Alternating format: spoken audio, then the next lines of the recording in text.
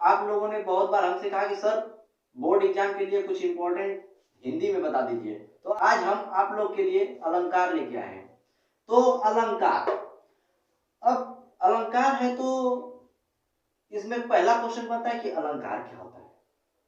अलंकार का शाब्दिक अर्थ होता है आभूषण। अलंकार का मतलब होता है आभूषण। आभूषण जानते हैं आप लोग को क्या होता है? आभूषण तो जानते होंगे सब लोग। हाँ, आभूषण वो होता है जैसे कि औरतें क्या होती है कि आभूषण गहना वहना पहनती है अपना शोभा बढ़ाने के लिए, सुंदर लगने के लिए। तो वही शोभा बढ़ाने के लिए आभूषण पहनती है। आप लोग सोचेंगे कि औरतें अपना शोभा बढ़ाने के लिए गहना पहनती हैं, तो ये अलंकार हिंदी में क्या आ गया? तो हिंदी में भी शोभा बढ़ाया जाता है शब्दों द्वारा, अर्थों द्वारा उसके। तो उसी को ये हिंदी में इसलिए अलंकार लाया गया। अब समझ में आया हिंदी में क्यों आया अलंकार?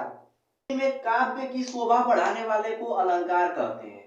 काव्य की शोभा बढ़ाने वाले को अलंकार कहते हैं। अलंकार मुख्य रूप से दो प्रकार का होता है। अलंकार मुख्य रूप से कितने प्रकार का होता है? दो प्रकार का। तो देखिए, अलंकार मुख्य रूप से दो प्रकार का होता है। पहला होता है शब्दालंकार और दूसरा होता है अर्थालंकार। अब बोलेंगे कि ये शब्दालंकार और अर्थालंकार क्या होता है? अलंकार तो काव्य की शोभा बढ़ाता ही है।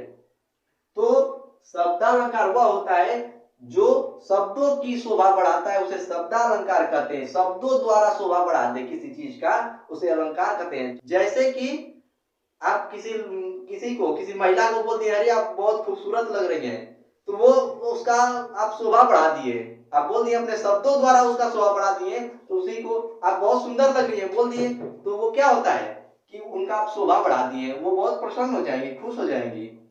उसी प्रकार शब्दों द्वारा शोभा बढ़ाने वाले को शब्दालंकार, अर्थों द्वारा, और यदि उसका अर्थ चमत्कार मतलब प्रकट कर रहा है तो उसी को अर्थालंकार कहते हैं। जैसे वो उसके अर्थों द्वारा चमत्कार उत्पन्न होगा, इसमें शब्दों द्वारा चमत्कार उत्पन्न होगा और इसमें अर्थों द्वारा चमत्कार उत्पन्न होगा, तो उसी को शब्दालंकार कहते हैं जो शब्दों द्वारा चमत्कार हो, और अर्थालंकार जो अर्थों द्वारा अलंकार हो, उसी को अर्थालंकार कहते हैं।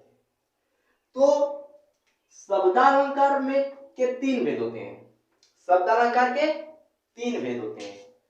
पहला होता है अनुप्रास अलंकार, दूसरा होता है श्लेष अलंकार और तीसरा होता है यमक अलंकार। तो सब अनुप्रास अलंकार क्या होता है? अब आप लोग कहेंगे अलंकार हो गया, शब्दालंकार हो गया, तब अनुप्रास अलंकार क्या होता है? एक ही वर्ड की आवृत्ति बार बार हो, एक ही वर्ड की आवृत्ति हो। वर्ड ध्यान दीजिएगा, वर्ड की आवृत्ति हो।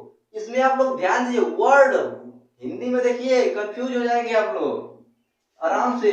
वर्ड एक होता है वर्ड है, एक होता है इंग्लिश में वर्ड, देख रहे हैं ना?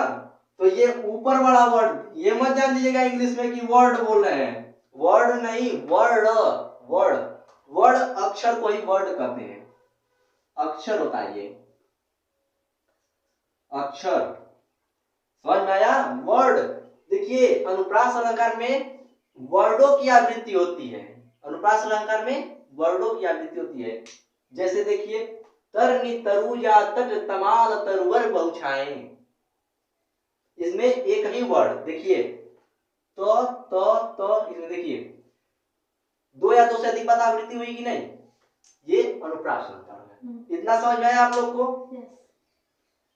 अगला आता है आपका श्लेष अलंकार। इसमें क्या होता है कि कोई शब्द रहेगा, इसमें क्या होता है कोई शब्द रहेगा और उसका अर्थ भिन्न भिन्न होंगे, दो या दो से अधिक बार होंगे।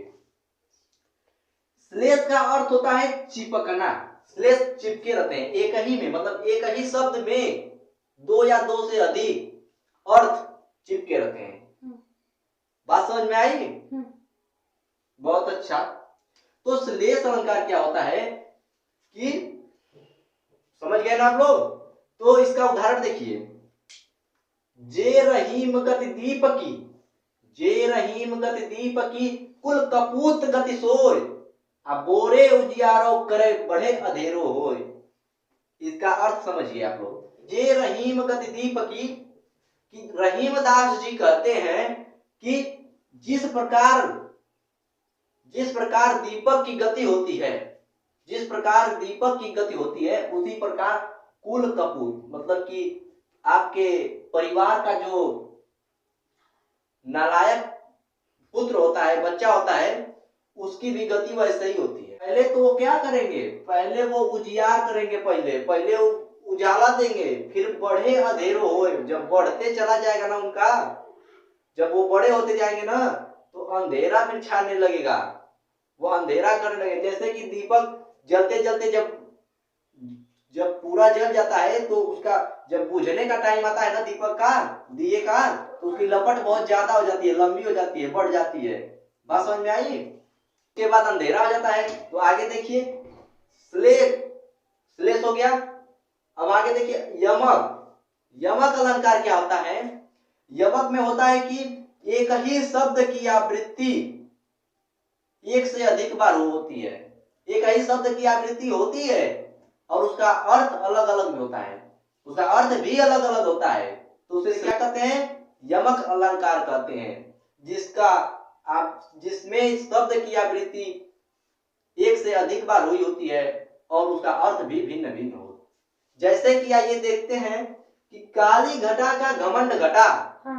काली घटा का घमंड घटा, इसमें देखिए घटा और घटा दो बार आ रहा है, लेकिन इसका अर्थ भिन्न भिन्न है, इसका अर्थ भी भिन्न भिन्न है।